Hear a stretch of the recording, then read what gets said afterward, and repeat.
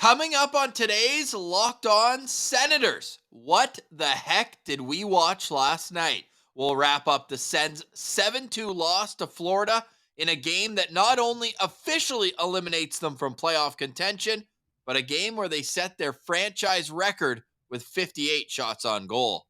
And 2 players were sent down from Ottawa to Belleville because Belleville is not mathematically eliminated, and they're going for one last play-in push. We'll get into a full weekend preview, and when you're listening to this, we will be on our way to Ottawa. Boots on the ground on Saturday. We'll have a preview of that game and more. This is the Locked On Senators podcast. It's your team every day. You're Locked On Senators, your daily podcast on the Ottawa Senators. Part of the Locked On Podcast Network. Your team every day.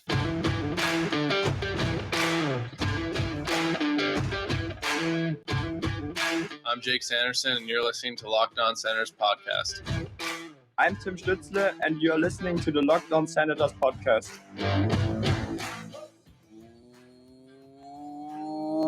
Welcome inside episode 773 of the Locked On Senators podcast. I'm Ross Levitan on the outskirts of enemy territory in Winnipeg, Manitoba.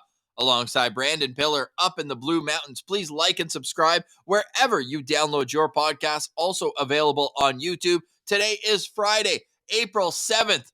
And Pillsy, it's not a good Friday. It just isn't. No, it really isn't. If you're an Ottawa Senators fan after watching whatever that was last night, you're not feeling too great. But I am excited to be heading to Ottawa for a fun game up against the Tampa Bay Lightning and my first Club Bell experience, so I'm fired up for that. Oh, definitely going to be a great time. We'll get into that at the end of the show. Let everyone know where they can find us. If you want to say hi, all that great stuff we'll save for the end of the show because I need to get into the shit kicking last night. I know you and Atleems Martian did a great job in the postcast of trying to make sense of it. A game where the Ottawa Senators had 58 shots on goal. Now, hat tip to our friends over at TSN. They noted that this is the second most shots in a single hockey game when you lose by 5 or more goals. The LA Kings in 1992 had one more shot on goal in a 7-2 loss. The next team that Ottawa passed, you have to go all the way back to 1974 when the Sabres lost 7-2 in that same situation. They had 55 shots on goal there. So the Ottawa Senators put everything to the net early in the game as well. This wasn't a score effects type 58 shots, right? Where a team goes up big and they just kind of mail it in the rest of the game. The Senators had 22 shots in the first period.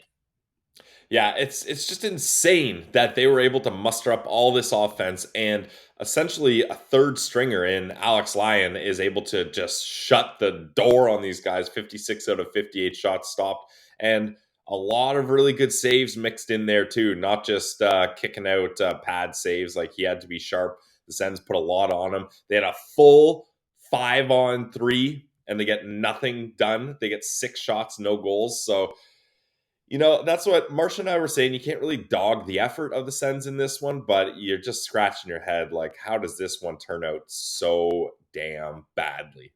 It's just, hat tip to the Tendy as well. I actually do want to say Alex Lyon has been playing lights out. Like, I'm not going to call it a hamburger run. They aren't as far back, but like he's putting up better numbers than what Andrew Hammond did in his stretch. Since Sergei Bobrovsky lost to Ottawa in, 2 weeks ago, Alex Lyon is 5-0 with a .961 save percentage. Wow.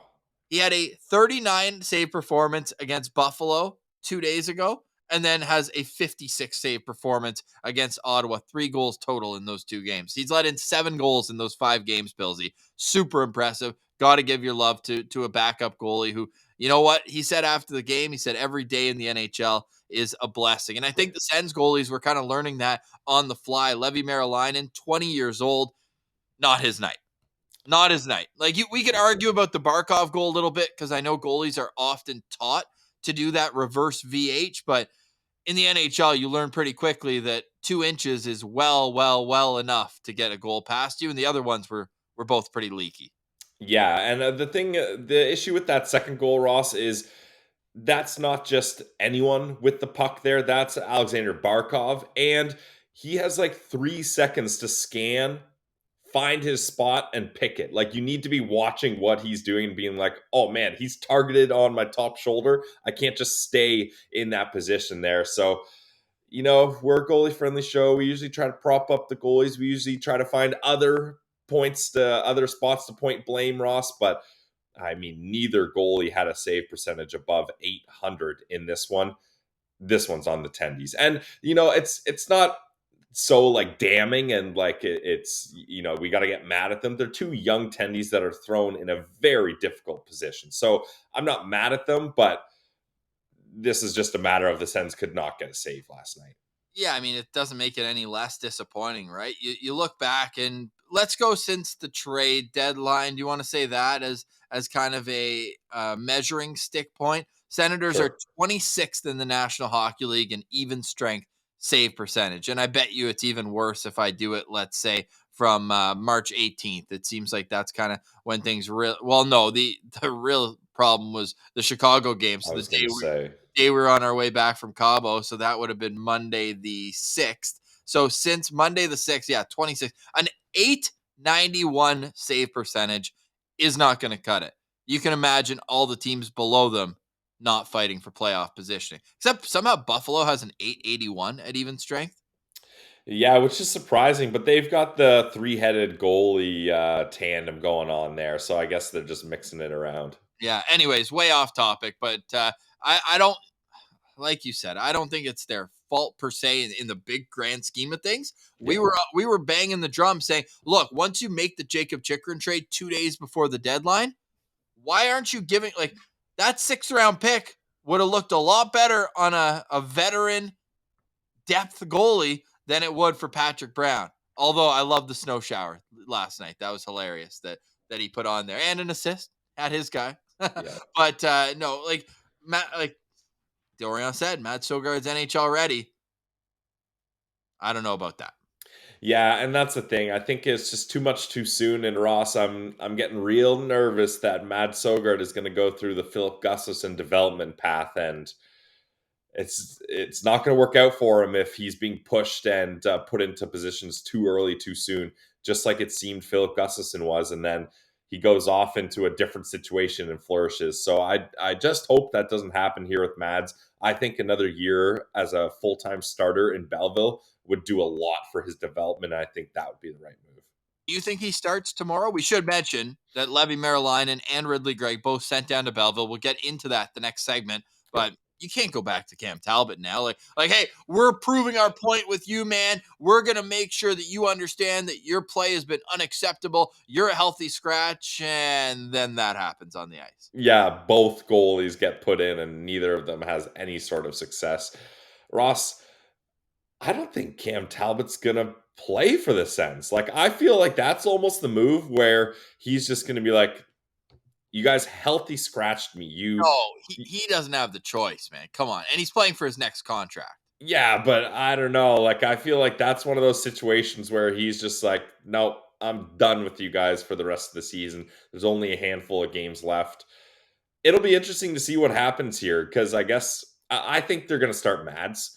But it's just what happens if Mads gets hurt or has a really rough start. Then what? You're just going to toss Talbot in there? Like, I don't know what's going to happen with this situation. It's now turned into a very awkward, tense situation here with the goalies. And it almost feels like it's come from a place of pettiness from the general manager, doesn't it? Well, and coach, yeah. Yeah, like they feel like they were wronged by Cam Talbot. That's the sense I'm getting. Or at least they're saying that we've made a big mistake here and you're not the goalie we thought you were. So with 4 games left, like, yeah, I know. Yeah, so we're going to try to save face and not trot you out there anymore. I don't know, honestly. But a spoiler, it's not saving face. Yeah, no, it's looking bad. Yeah. I mean, if the goalies had done an average job last night, maybe you're thinking it's okay, but yeah, I don't know, Ross. But at the same time, I think both of us were in agreement that it was time to play the young kids, and seeing more of Cam Talbot is irrelevant. Totally. But if we're going with that thought process, then why was Levi Meriläinen reassigned this morning? Yeah, I don't know. Yeah, I don't know. Because you and I were like, hey, ride the two kids the rest of the season. Whatever happens, happens. Yep. One bad game, no, go back to Belleville, figure it out. It just seems like the plan is there's no plan. Yeah, it really does seem like that. And I don't know. I was talking to you, Ross, mate, and you're on the other side of this, and we'll get more into this in this next segment. But maybe they truly do think that the best thing for these guys is to send them to Belleville, get in a play-in series, and maybe that's what they think is best. I don't know. I'm just trying to get in the head of what is the motives here with these moves. The Belleville Senators are 27th place in the American Hockey League and dead last in their division. But sure, the games are meaningful. Yeah, they have a chance on paper with 4 games left. We'll get into that as well on the other side. But I want to talk about Ridley Greig and Leevi Meriläinen being sent down from Ottawa after a disastrous game that saw a lot of violence. And the boys took a good look at that in the postcast. So if you missed that, go check that out wherever you get your podcasts. You are listening to Locked On Senators. Today's episode is brought to you by our friends over at FanDuel. FanDuel is the number one sportsbook in North America, and for a good reason. They are the trusted online sportsbook of the Locked On Podcast Network. They have an app that's simple, safe, secure, easy to use. That's where I go to make my wagers. Probably toss a couple shekels on the Tampa Bay Ottawa game while we're there. It's nice to get some action in on the game. And if you're looking for a different type, you can do same game parlays. You'll get bigger payouts for a bigger chance when you do a same game parlay. And Sue wrote in on YouTube asking Pilsy what your strategy is. We're going to get into that in the offseason for sure. Yeah, definitely. I think going to have to go back to the drawing board for my gambling strategy. That's for sure. You don't want mine. I'll promise you that. Yeah. Hey, there's hot times and there's cold times, but the best place to put any wager in is at FanDuel. That's the sportsbook that we love. And if you're a new customer, check out the no sweat first bet up to $1,000. That's bonus bets back if your first bet doesn't win. So check it out at FanDuel.com/lockedon. That's FanDuel.com/lockedon. Make every moment more with FanDuel, official sportsbook partner of the NBA. Today's episode is also brought to you by the GLEBE Central Pub. You know how much we love our friends at the GLEBE Central Pub. We will be at the GLEBE Central Pub after the game tomorrow night. We're going to head there on the shuttle. Why not? Get there, have a few cold ones, a few frosty ones, some wings, and play some darts. Have always a great time at the GLEBE Central Pub. I mentioned the shuttle. Well, you can get tickets to the shuttle to and from for $15 to the CTC. They have one for each of the 2 remaining home games. So get your tickets now, leave your keys at home, and just have a great time. Absolutely no responsibility other than making sure that you're having the best time possible. $15 round trip. Get it at GLEBECentralPub.com and go early. Get a pint. Have a bite to eat.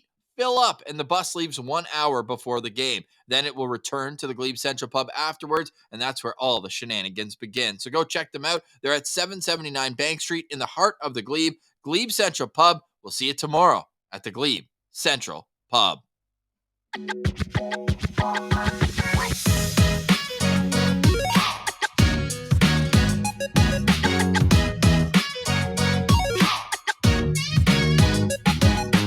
All right, Pilsy. I don't really have much else to say about last night's game beyond the fact that it got out of hand. Do you think there's any way that the refs could have, nipped this one in the butt a little bit earlier on? Because this one finishes with Ottawa having 88 penalty minutes and the Florida Panthers having 78. I don't really think so, Ross, just because this all was a boiling point for the Senators. Like, your season's on the line. You got so many injuries. You're up against a division rival Florida Panthers team, and you're playing, honestly, a decent game. It's just all falling apart under you. And this is just the Sens players and coach. DJ Smith got tossed from this game as well, just saying, we are sick of going through what we're going through, and we want to take our frustrations out on anyone, and anyone is the Florida Panthers tonight. And I think it was going to happen regardless of who they were playing and what the refs did, honestly. That game had 166 combined penalty minutes, math guy. That is the most combined penalty minutes in an NHL game since November of 2016. You have to go back a long time for the last game that got as out of hand as that. And Austin Watson, by the way, left with injury, which is another kind of, I know they have a couple extras right now. So is Gambrell and Gauthier the automatic entries into the lineup now with Ridley Greig and Levi Meriläinen down? But Austin Watson got hurt in that game. So he left with injury. Brady Tkachuk was kicked out. Then they started just handing out 10-minute misconducts like they were going out of style. Alex DeBrincat got one. Who else got one in this game? Did Casty get one? Patrick Brown got one. Casty got one, and honestly, did he? Yeah, he did. But Yeah, okay. I was almost surprised that they only gave him a 2-minute roughing and a 10-minute misconduct. He could very well be getting a suspension coming his way. I know he saved Artem Zub from getting a beating from Giovanni Smith. His gloves were off, though, so it was technically a fight. And he just came in and said, no, we can't have that. I don't know what they're going to do there. Yeah, especially with Zub with a recently broken jaw. The last thing you need is to get their a haymaker to the face. Yeah. From their toughest player. Like, exactly. Zub is not a fighter. Zub no. is a lover. Yeah, he's not. He's in a position where he should not be fighting there. So, do you remember who his one fight was against? It was recently. This season. It was your travel day to Cabo. Yeah, it was Detroit. I remember I was watching that at the baggage claim line at Pearson Airport. Just giving absolute fist pumps. Yeah. I was at Pearson, so the fist pumps were. Nobody smiles at Pearson. No, there was no smiles there. I forget who it was. Hint: he doesn't play for Detroit anymore. Bertuzzi? Yeah, he fought Tyler Bertuzzi. Yeah, nice. Wow. Yeah, that was a good one. Yeah, a little different than Giovanni Smith, though, for sure. A guy who can handle himself. Him and Casty's fight was hilarious. They were just playing Ring Around the Rosie. Yeah, that's what I was saying. I was watching the game with Simone, and she was like, what are those two players doing? And I was like, they're trying to fight. They're just a Ring Around the Rosie there. They're dancing. Yeah, just a tango. So Ridley Greig gets Ottawa's second goal of the game. I tweeted out just a random juxtaposition. He has 2 NHL goals. The first one was against St. Louis. He scored the 7th goal in a 7-2 win. And last night, he scores the second goal in a 7-2 loss. And now he's reassigned to Belleville. What do you think of that move? I don't know, because, he's on a 3-game point streak. Also, juxtaposition. That should be word of the day. That's a good one. Juxtaposition. The fact of 2 things being seen or placed close together with contrasting effect. Juxtaposition. Ooh. Is that right then? Contrasting effect? Well, yeah, because they won one and lost one. Okay, yeah. Good call. I think so. Yeah, no. That's dead on. I love it. Great word. The only thing I can say for this, Ross, is they truly think that Belleville has a chance to make the play-ins. But I know you think it's hilarious, and when you look at where they are in the standings, it is, but they're only 2 points back. They're 2 points back, and the 2 teams ahead of them are playing tonight. So they're guaranteed to be more than 2 points back by the end of tonight. Yeah, and there's games in hand. But, it's... Okay. But the Sens are mathematically eliminated. Maybe they're like, hey, if we do a big push here, we'll get a little bit more playing time for some of our developing guys. Yeah. But then, I don't know, then why didn't Igor get sent down and somebody just as a placeholder come up? I don't know. I'm just trying to figure out why they would do this, Ross. I don't know. I think the theme of today's show is the plan is there is no plan. Yeah, I mean... It's mind-boggling to me. Like, you look at this team, they're going to have this push. What's to make you think they're going to win 3 or 4 of their final games? They have 3 wins in their last 10. Yeah, and this roster is decimated. I have no clue. Honestly, I have no clue. I'm just trying to be positive in believing that there's a chance, because I would love to go to CAA Arena with the good people of Bay of Quinte and enjoy some play-in hockey, but I don't know. I'm not even trying to be overly negative. I just think it's unrealistic to think that they have any chance of, and their schedule is against good teams. They play the first place Marlies, who are 25 points ahead of them twice in their final 4 games. I don't know. Anyways, it's neither here nor there. Ridley Greig will help in Belleville, hopefully. And I am happy that Levy's going to go down there and play, because as great of a story as Mark Sinclair was, 41 save shutout, still doesn't get the win. Ridiculous. Crazy. They need Leevi to get games, and if it's not going to be in Ottawa, or if you're worried about his confidence being completely shattered, Tampa's not an easy team. Carolina's not an easy team, although he did well against them last time. Those are the next two games, obviously, for Ottawa, the final homestand. And there goes my theory, like, give us a home start for Leevi. No. Not happening. No, again, no, can't do that plan. But anyways, I hope it's Mads on Saturday in the NHL, and I hope it's Leevi in the AHL, because you have to know what you have in these two guys, because a lot of their future is either hinging on them, or you better get on the phone this summer and find somebody who can stop the puck right now. Yeah, I think you owe it to both those guys to give them more time in the minors and not put them in a position. I'm not saying Leevi, I'm not saying that he's letting people. He's 20 years old. Yeah, to expect a goalie to be that good right away. I'm just saying Ottawa needs an answer at the NHL level right now. So if you're not gonna, or if you think that last night was enough sample to know it's not him, well, you better turn your attention. Say, yeah, Leevi, then it's the right decision. And if you're worried about his confidence, I would have let him ride out this season and go into next year, and then make that decision. Hey, go play in Belleville this whole year. Him and Mad split the games. Mando's still in the mix too, but you need a guy at the NHL level who can stop the puck, because this team proved up front and they had scoring chances. I don't want people to think shots were from the outside. Alex Lyon made some ridiculous saves. The cross one-timers, the glove saves, he was unreal. You want to talk about scoring chances? I tweeted it out from Natural Stat Trick.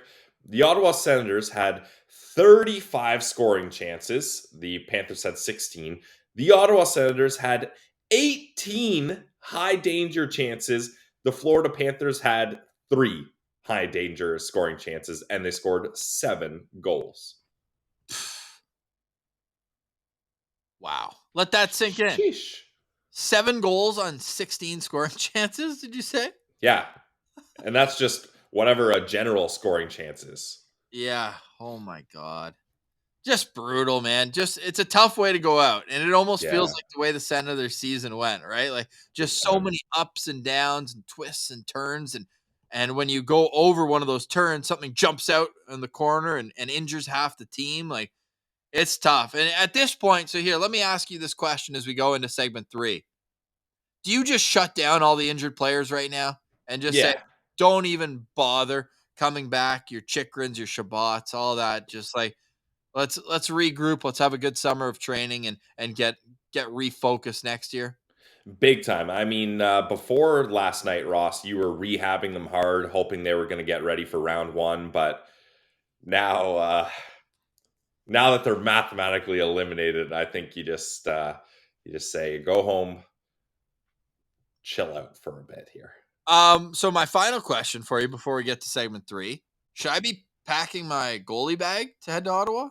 I mean, it's not a bad idea. Or at least, Ross, pack your goalie bag if you're in the Belleville area, because I think it's honestly not that crazy to think that you could back up a game in Belleville with the string of goalies they've had to find here. It's wild. Imagine an in-game cast, us sitting on the bench. That'd be all time.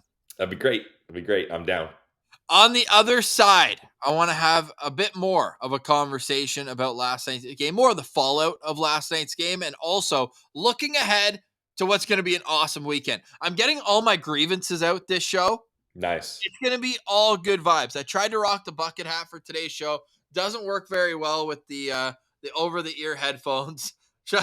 This is why you watch on YouTube. Completely ridiculous, but the vibes will be elite this weekend. Senators are putting on $5 beers pregame. We'll get into all that and more. You're listening to Locked On Senators. And today's episode is brought to you by our friends over at Indeed. Guys, if you're looking to hire anyone, you need Indeed. It's the best hiring platform where you can attract, interview, and hire all in one place. Don't spend hours on multiple job sites. Just use Indeed. Find top talent with Indeed's powerful hiring tools like matching, assessments, and virtual interviews. Hate waiting? Everyone does. Indeed, US data shows over 80% of Indeed employees find quality candidates the moment They sponsor a job. It's happening quick. Candidates you invite to apply through Instant Match are 3 times more likely to apply for your job than candidates who only see it in search. With Indeed matching as soon as you sponsor a post, you get a short list of quality candidates whose resumes match your job description. Boom, it's fast. Indeed does the hard hiring work for you.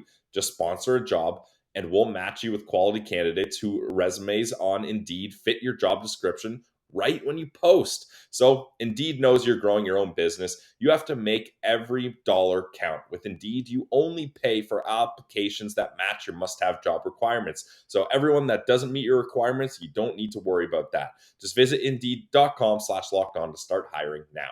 Indeed.com/lockedon. Terms and conditions apply. Cost per application pricing not available for everyone. Need to hire? You need Indeed.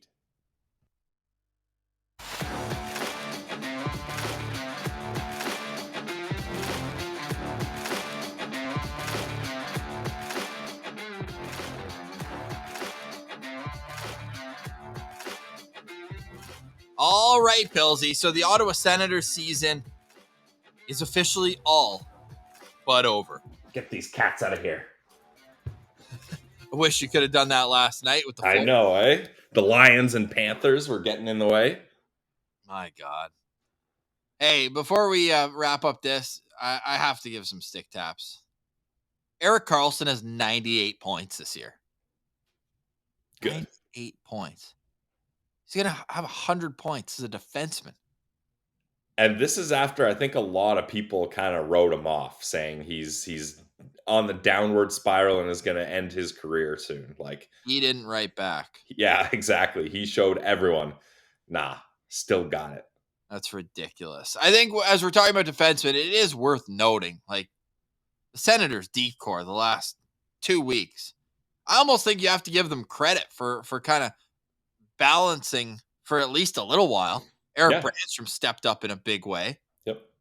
I thought Tyler Clevens played great through his first 5 NHL games. JBD, I think he's shown that he can play. How about JBD being +2, by the way, last night in a 7-2 loss?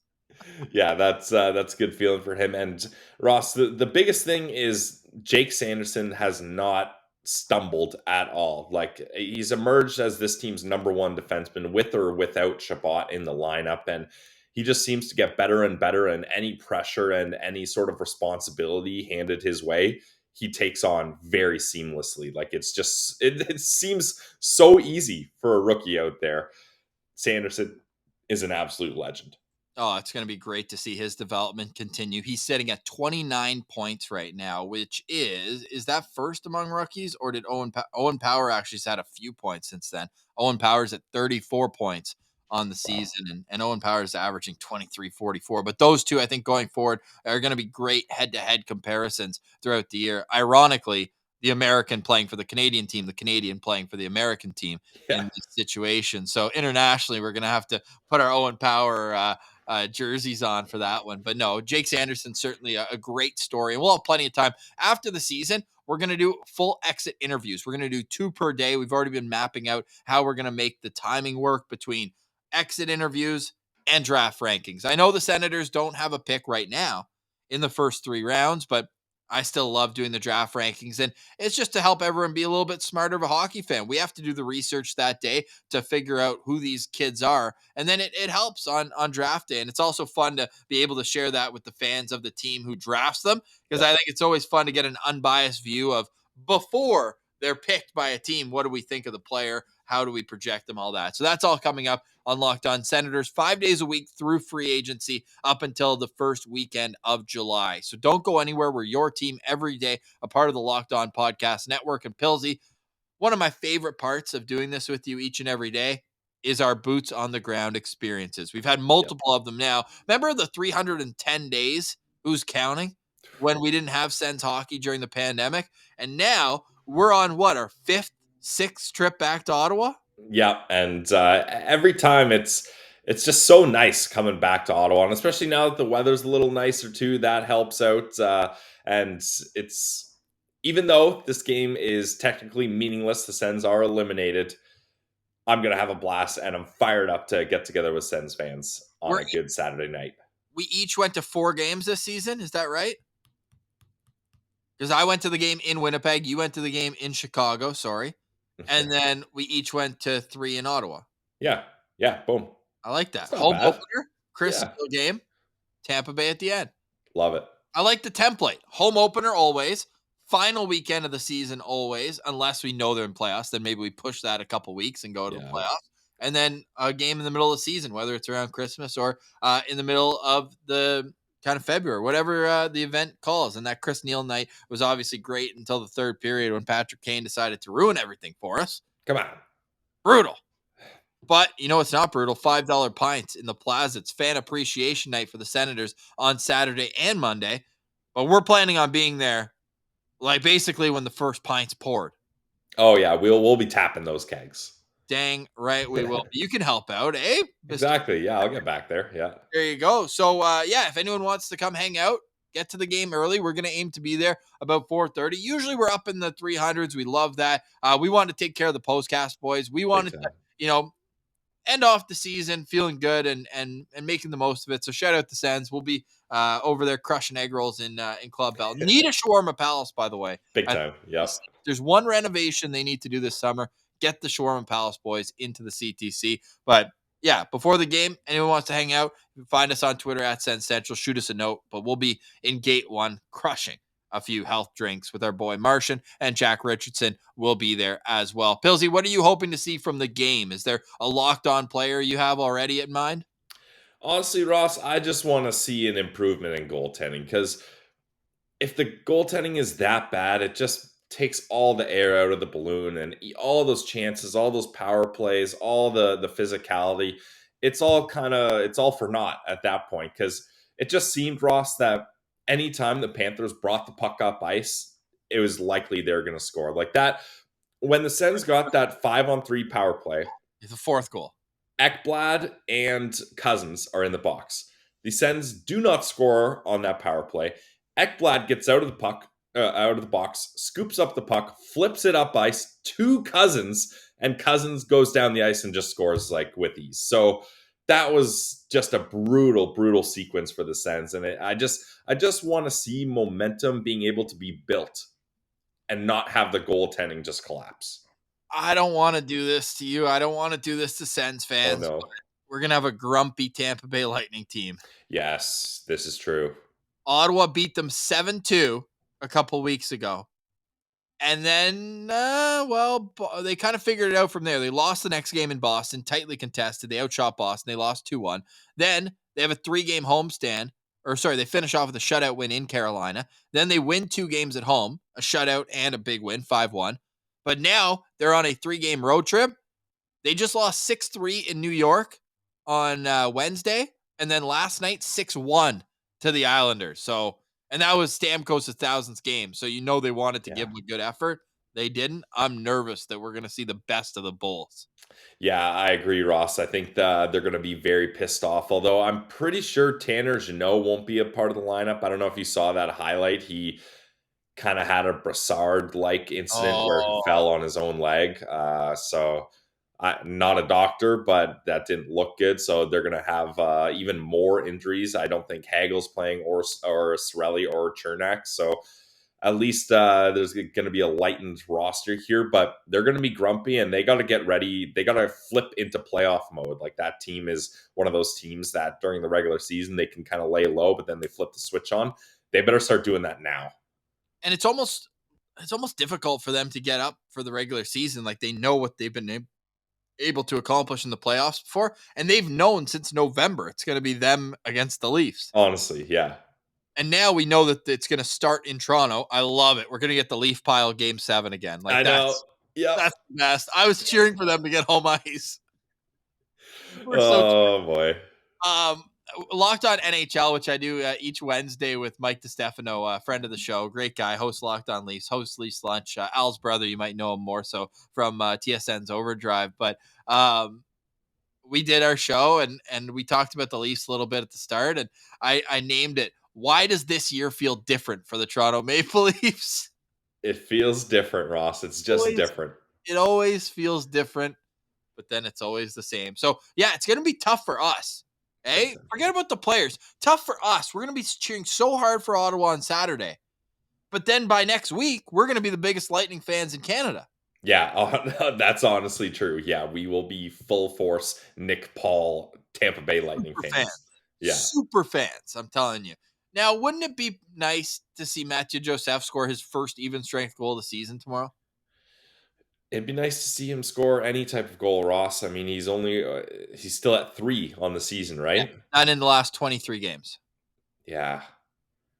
Yikes. Uh, Now, Nick Paul's also slowed down offensively, but we know that Nick Paul does it all. That's the thing. Yeah, and even with being slowed down offensively, I'm pretty sure it's 32 points. So still a nice season for a guy like Nick Paul. He has 1 assist and no goals in his last 15 games. Oh, wow. Jeez. Yeah. But, I mean, Matthew Joseph probably has similar. Yeah, definitely. But, yeah, anyways, I think it's more so Pierre Dorion was just kind of, Oprah meme, verbal meme, where it's like, you get paid, you get paid, you get paid. Like, he locked up all Josh Norris, Tim Stützle, you're feeling good. And then he's like, 4 years for Matthew Joseph. And you're like, I don't know. Yeah, at the time I didn't hate it though because he was coming off a big finish to that season. But 11 games. Yeah, Tough, eh? very tough, very tough. Brutal, man. It's unfortunate, but it's the way she goes. We're still gonna have such a time this weekend. And look, there's lots to be excited about for the Ottawa Senators as well in the future. Lots, but of course, the day after they get eliminated, not ideal, but they are still very much improved from last year, which we think could have been even more. But right now, they have 8 more points than last season with 3 games to add to that. Last year, they finished 7th in the wild card race. You're hoping that they can stay with Buffalo. Probably looks less likely now than ever with Buffalo with those 2 games in hand and being 2 points up on them. They do have that head-to-head at the end of the season. But are you with me now? Or did that Florida hate fest last night change your mind? I'm still all the way out on the Pittsburgh Penguins. That's the team I want to miss. Oh, yeah, absolutely. I do not want the Pittsburgh Penguins in the playoffs. That would bring me joy to see them not go to the playoffs.